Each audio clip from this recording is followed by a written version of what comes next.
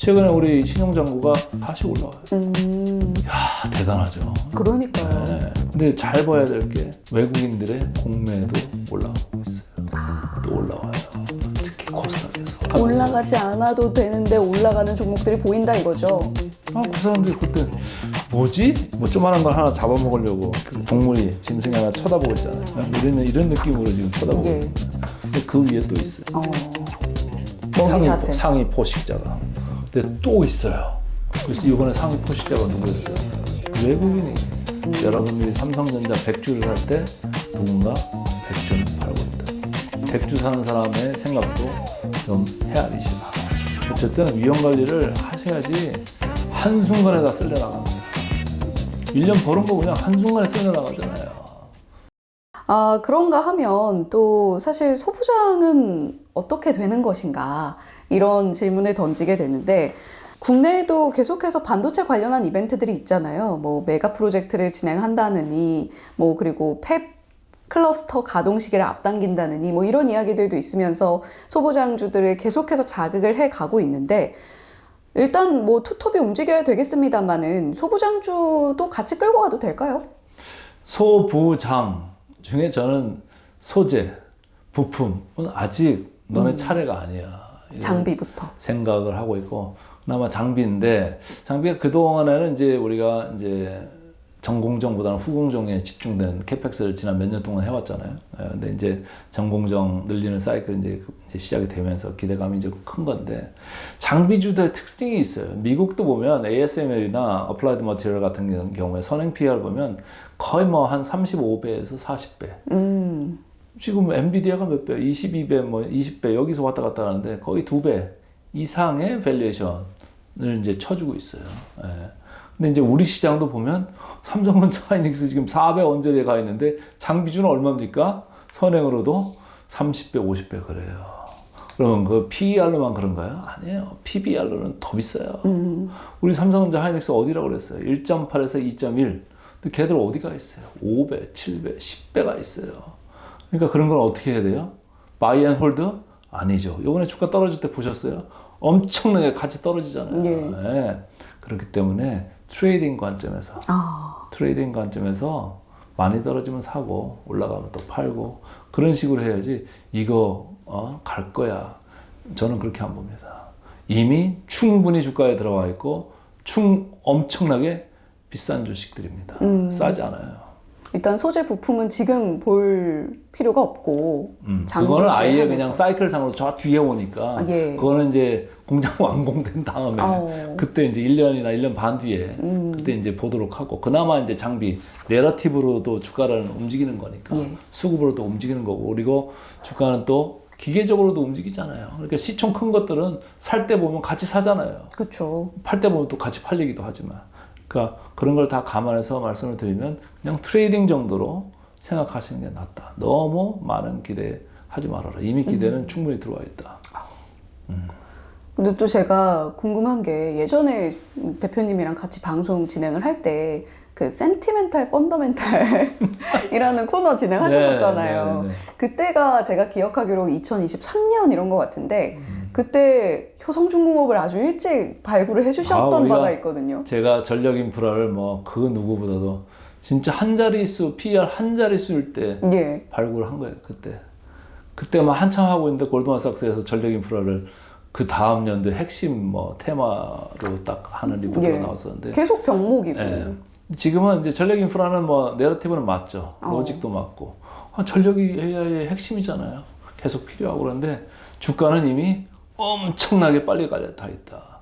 거의 뭐 아우토반을 달리는 그 속도로 조정도 깊게 나왔잖아요. 조정도 깊게 나왔지만 여전히 적당히 싸지는 않다. 근데 이제 이런 걸 보면 우리가 이제 사고 싶을 때는 뭐예요? 정당화 해야 되잖아요. 내 머릿속, 내 마음을 갖다가 야 이거 싼 거야.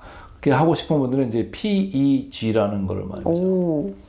위에다가 PER을 넣고 나누기 하고 밑에는 EPS 그로스죠. 성장률. 그래서 야 무슨 소리야. 여기 지금 30% 40%씩 증가한다는 이제 PER 25배 30배가 뭘 비싸. 이렇게 하면 뭐 할 말은 없어요.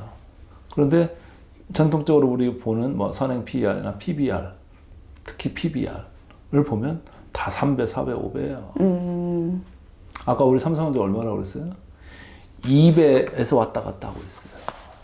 삼성전자는 1.8, 하이닉스는 2.1. 근데 걔는 뭐 주식 아니에요? 똑같은 주식인데 왜 그렇게 높이가 있어? ROE가 삼성전자, 하이닉스보다 더 많이 받나? 예. 그것도 아니에요. 예, 그래서 뭐 트레이딩, 전력 인프라도 이미 뭐 알 사람 다 알고 벌써 방송계에서 뭐 한 3년, 4년 동안 계속 울고 먹은 주제 아닙니까? 그러니까 이미 주가는 많이 들어와 있다. 예. 여러분들이 제일 마지막에 안 되기를 바랍니다. 2023년 당시에는 정말 센세이셔널했던 네. 주식이었지만 누구보다도 제가 먼저 맞아요. 계속 얘기했죠. 예. 그 기억이 또 났는데 저는 그때는 예. 2차 전지는 한 번도 얘기한 적이 없어요. 맞아요. 그렇게 2차 전지 난리칠 때 저는 no way. 그때 150만 원 가고 이럴 No 때였는데 뭐 그러면 사실 지금 삼성전자, 하이닉스 말고 뭘 또 봐야 될까라는 생각도 이제 들거든요. 그거는 이제 한쪽으로 이제 어쨌든 시가총이 크니까. 예. 근데 이제 다른 한쪽으로는 가치주나 저평가주. 아까 금융주 없는 건 말씀하셨고. 아니에요. 없는 게 아니에요. 근데 이제 저평가의 정도가 어느 정도 되는 거냐에 이제 건데 기대 수익률을 낮춘다고 보고 진짜로 예를 들어서 은행 금리보다만 더 주면 돼. 그럼 뭐 금융주 괜찮죠. 왜? 배당 수익률 좋잖아요. 거기도 한 4%, 5%씩은 나오는 것들이 많고. 그리고 최근에 돈 많이 번 데가 어디예요? 증권회사들.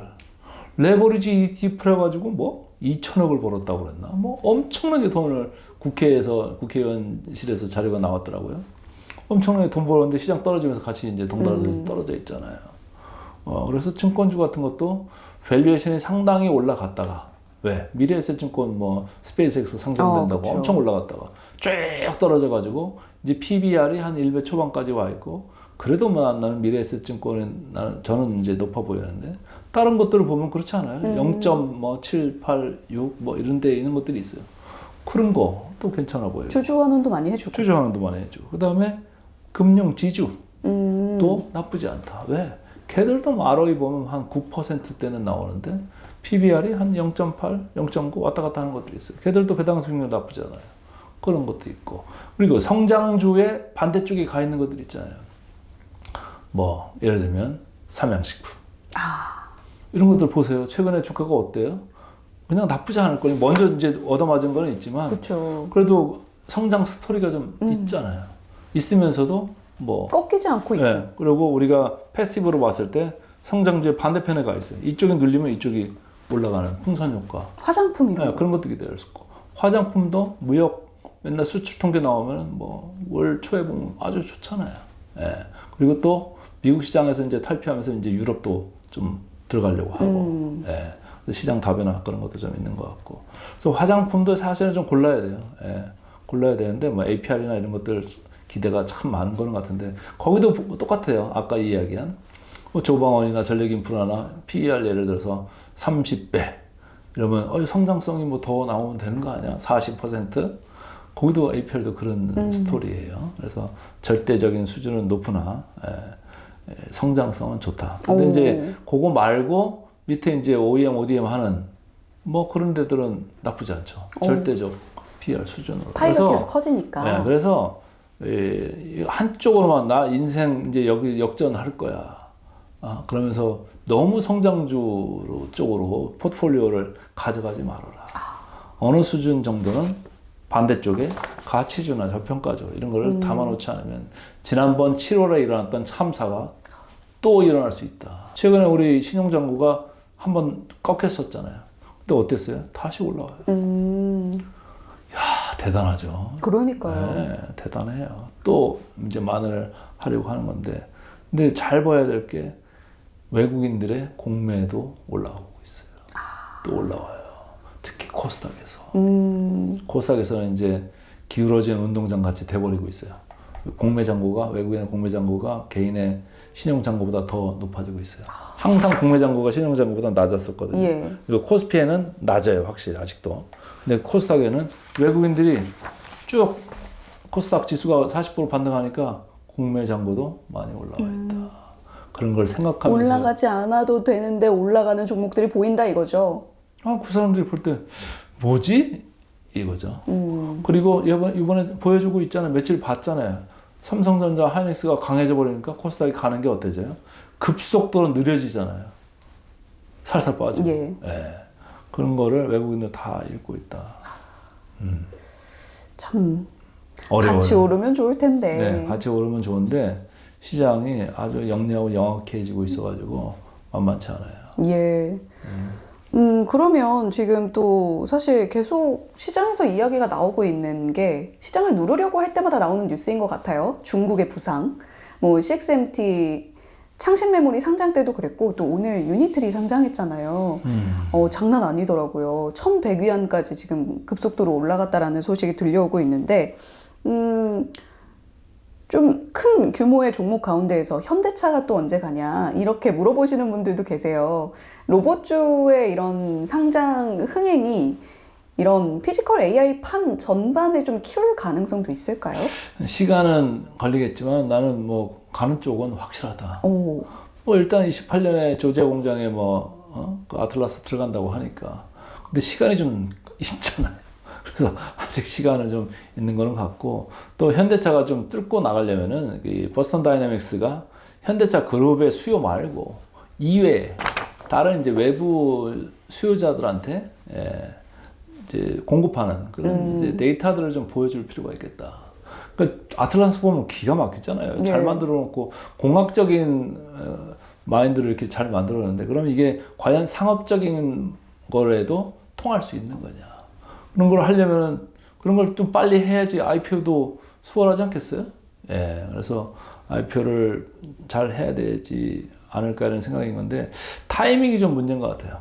금년 말에는 좀 쉽지 않을 것 같고 내년 상반기를 생각하면 또 이제 연초부터 한번 로봇이 달리지 않을까 이런 생각을 하는 건데 근데 달리기는 달릴 거는 같은데 이렇게 몇 면을 보면 말이죠.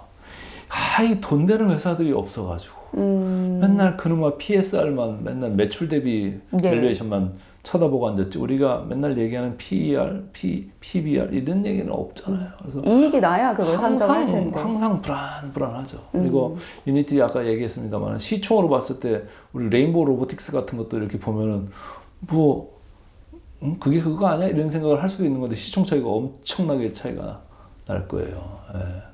그래서 우리가 삼성이나 LG나 뭐 두산이나 뭐 이런 이제 그룹사들이 이제 딱 손을 얹고 있는 이런 회사들이 안전하기는 할 텐데 그럼에도 불구하고 돈을 좀 벌어내야 된다.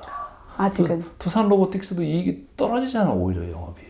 근데 그런 회사들이 로보틱스 해서 이제 우리가 회사들이 야 여기 성장성 좋고 생긴 지 얼마 안 될 것 같지만 다들 생긴 지가 오래된 회사예요.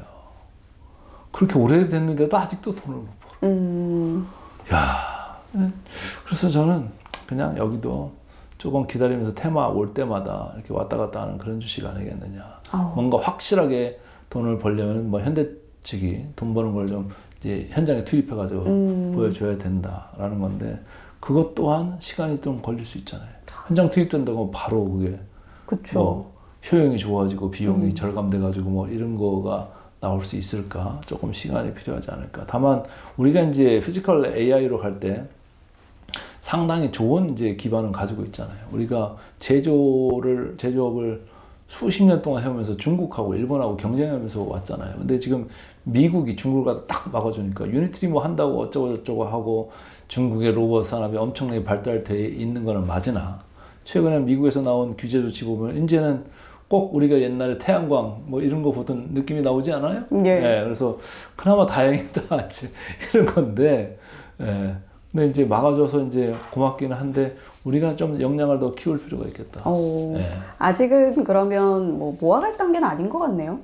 트레이딩 정도로 저는 보고 싶어요. 트레이딩 정도. 이미 시총 보세요. 시총이 로봇 회사들 자기 버는 거에 비해서 뭐 시총이 엄청나게 큰 데들이 많잖아요. 그러니까 수급을 다루는 분들이 뭐 거의 갖다 놨는지는 모르겠으나 나는 뭐 거기에 크게 동의하는 편은 아니다. 오히려 뭐 밸류에이션을 보면 그냥 현대차가 지금 주가가 많이 떨어져 있잖아요. 그래서 오히려 다시 볼만한 밸류에이션대로 내려와 있다. 이제 장부가 1배밖에 안 해요, 거기. 저 올라갔을 때는 저 위에 갔을 때는 조금 비싼 을 보였죠. 예, 근데 이제 보스턴 다이내믹스를 어느 정도로 평가해 줄 거냐, 그야말로 뭐 30조, 50조로 볼 거냐, 아니면 100조로 볼 거냐, 그거에 따라 좀 달라지는 거고, 보스턴 다이내믹스가 IPO 가면서 이제는 거기서 정의선 의장이 좀 주식을 팔고 그 돈 가져와가지고 모비스를 사든지 해가지고 현대차 그룹 내 순환 출자 구조를 해소하는 쪽으로 가면서 뭐 지배구조 개선을 한다고 하면 이 현대차 그룹도 장기적으로 나쁘진 않다. 다만 아까 얘기한 대로 시간이 좀 필요하다. 지금 많이 올랐던 종목들 전반적으로 다 그렇네요. 그래요. 네, 다 그래요. 그래도 미래 성장성과 안정성을 동시에 가져갈 수 있는 종목들 우리가 좀 지켜볼 때가 아닌가라는 이야기를 해주신 것 같고, 그런가 하면 지금 앞서서도 잠깐 언급을 해주셨어요. SK 하이닉스, SK 스퀘어 나눠져 있는 거 대체 왜 그런 거냐 이런 이야기도 해주셨는데, 지금 삼성전자나 SK 하이닉스 말고 삼성물산이나 SK 스퀘어 보시는 분들도 많으시잖아요. 이런 식으로 투자 전략을 짜가는 건 지금 상황에서는 어떤가요? 괜찮은 건가요? 이게 이제 이런 거예요. 이제 주변에 있는 이제 어떻게 보면 프락시예요, 프락시. 대안주죠, 대안주. 하이닉스 올라갈 때 스퀘어가 더 올라가죠. 삼성전자 올라갈 때 물산이 더 올라가. 예. 왜? 지분을 가지고 있고 지주사 느낌이 하나는 나고 하나는 이제 안 나지만은, 근데 얘들이 보면 NAV라고 그러죠. Net Asset Value. 순자산 가치 대비 한 40%, 45% 항상 디스카운트가 돼 있어요. 그러니까 디스카운트가 돼 있으니까 이 underlying, 이 원주가 올라가면 이 디스카운트를 줄이려고 더 많이 가야지 이게 거의 캐치업이 돼요. 예. 그러니까 우리가 이렇게 뭐 학교에서 운동장 뛸 때, 트랙 뛸 때 안에서 뛰는 사람 조금만 뛰어도 밖에서 뛰는 사람 엄청나게 빨리 뛰어야 되잖아요. 맞아요. 따라잡아야 아웃코스로 수월하려면. 네. 육상 잘하시잖아. 예. 왕년에 육상 좀 했죠. 그래서 그런 느낌으로 생각하시면 되는데, 단 내려갈 때도 생각을 해야 된다. 내려갈 때도 그런 느낌으로 더 빨리 내려간다. 왜? 그 할인율을 맞추려고 더 빨리 내려가는 거예요. 네, 그래서 이게 뭐 긍정적인 것도 있고 또 부정적인 것도 있어요. 대세 상승이다 그러면 대안으로 SK 스퀘어 사죠. 누가 그러고 있어요? 기관들이 그러고 있죠. 왜? 아니 단일 종목 투자 한도라는 게 있어요. 기관들은. 예. 한도가 있어가지고 하이닉스를 뭐 엄청나게 많이 사고 싶어도 못 사요. 그럼 뭘 사요? 그러니까 SK 스퀘어를 사는 거예요. 그러니까 올라가는 거고, 삼성물산도 마찬가지예요. 전자 뭐 다 사고 싶어도 못 사요. 그러면 대안주를 사는 거예요. 삼성물산이 될 수도 있고 삼성생명도 될 수 있죠. 네. 그래서 그런 것들을 이제 대안주로 올라갈 때는 생각할 수가 있다. 상승의 내러티브, 하락의 내러티브가 좀 다르다. 다르다. 예. 그러면 지금 뭐 반도체 이야기를 아무래도 좀 많이 여쭤볼 수밖에 없을 것 같은데, 시장의 변동성이 커지니까 커버드콜 ETF 사시는 분들 많으시더라고요. 반도체 커버드콜 ETF. 그런 전략은 어떤가요? 와, 저는 뭐 주식 하려면 주식 하는 거지. 뭐 예. 커버드콜 ETF는 그냥 마음에 들지 않아요. 뭐 그거 하려고 그렇게 공부를 하나? 그쵸. 이런 생각이 좀 들어요. 아, 그 정도 수익률로 우리 대한민국 주식쟁이들은 이제 만족을 못 하죠. 예. 터질 때 터지더라도 주식시장에서 상가, 생사를 예. 좀 같이 해야 희노애락을 된다는. 느껴라. 예. 예. 정말 오늘 시장 관련해서 여러 가지 여쭤봤는데, 사실 마지막으로 좀 여쭤보고 싶은 게, 제가 대표님을 오래 봐오면서 느낀 건, 시장이 변화할 때 사실 경직되시는 분들이 굉장히 많잖아요. 근데 대표님은 시장의 변화에 굉장히 유동적으로 움직이시면서도 펀더멘탈이 탄탄한 기업들 정말 잘 보신다, 잘 찾으신다, 이런 생각을 많이 했거든요. 시장의 변화에 유연하게 대처하신다라는 느낌을 많이 받았는데, 대표님께서 또 모건스탠리 이사로 계셨던 만큼 대표님의 투자 철학이 좀 궁금해집니다. 어려운 시장을 좀 겪어내고 계신 시청자분들께 어떠한 투자 원칙을 가져라 라고 조언을 해주신다면 어떤 이야기 해주시겠어요? 저는 이제 우리 뭐 한국 사람들이 다 이렇게 막 고수익 이게 기대가 항상 눈높이가 너무 높잖아요. 예. 근데 한쪽 방향만 바라본다. 리턴이 있으면, 고수익이라는 리턴이 있으면 리스크도 봐야 된다는 얘기예요. 한쪽만 바라보고 계속 달려가지고 리스크를 볼 얘기 안 하는데, 아까도 처음에 얘기했지만 PER을 보면 리스크를 이야기할 수가 없어요. 이익 나는 것만 줄창 얘기하니까. 근데 PBR을 보셔라. 그러면 금리를 볼 수가 있고 시장의 민감도, 베타를 볼 수가 있다. 그러면서 항상 견줄 수가 있다. 예. 그래서 리스크, 특히 최근 들어서 이제 금리 예. 상당히 이제 맞바람, 헤드윈드가 돼가지고 있는데 우리 너무 리스크를 안 본다. 예. 그래서 우리가 너무 이제 저는 투기적이라고 생각해요, 솔직히. 이번에 레버리지 ETF 보면서 상당히 투기적이다. 근데 투기적인 사람들은 뭐 그런 거 생각 안 하잖아요. 예. 근데 그거를 이번에 레슨, 학습 효과를 많이 느낄 것이다. 리스크를 안 보고 그렇게 마구 뛰어가다가는 그냥 떨어진다. 예. 항상 그랬어요.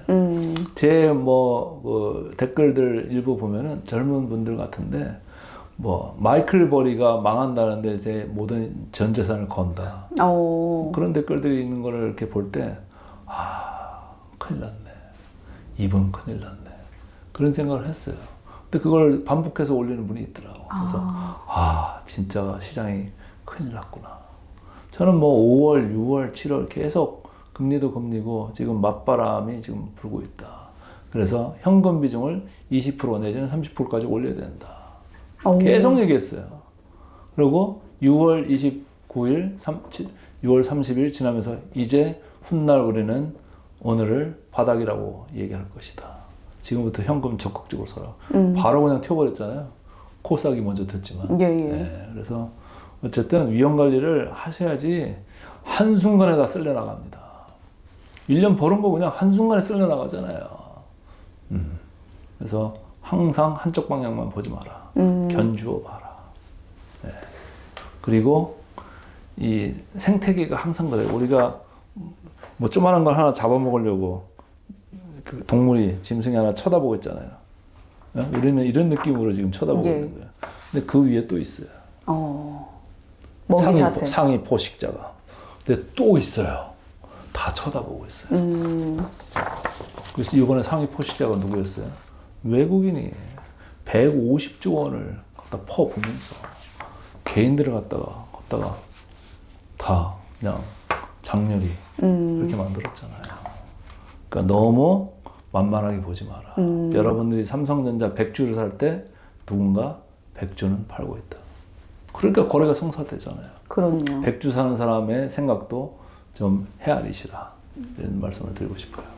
우리가 손에 쥐게 될 리턴만 생각을 하면서 시장에 많이 들어오게 되고, 특히나 본인의 투자 성향에 따라서 투자를 하는 게 당연히 맞지만 조금 더 과열되는 국면 안에서는 레버리지라던가 조금 더 위험 선호 성향으로 가면서 리턴을 키우려는 사람들의 파이가 커지는 것 같습니다. 그럴 때 우리가 항상 잊지 말아야 될 것이 맞바람, 그리고 리스크가 아닌가라고 이야기를 해주셨는데, 사실 아무래도 지금 매크로 변수들이 많다 보니까 오늘은 좀 보수적으로 이야기를 해주셨습니다만, 또 시장이 강할 때는 또 굉장히 긍정적인 이야기도 많이 해주시거든요. 저희가 오늘은 좀 여러 가지 챙겨가면서 하반기를 대비하자라는 관점으로 영상 한번 챙겨봐 주시면 좋을 것 같고, 또 시장 활활 타오를 때 나와 주실 거잖아요. 활활 타오를 때도 나와야죠. 예. 오늘 모건 스탠리 이사 출신으로 더 프레미어 광관 대표님과 함께 이야기 나눠봤는데요. 좋은 이야기 나눠주셔서 너무나 감사합니다. 네, 고맙습니다.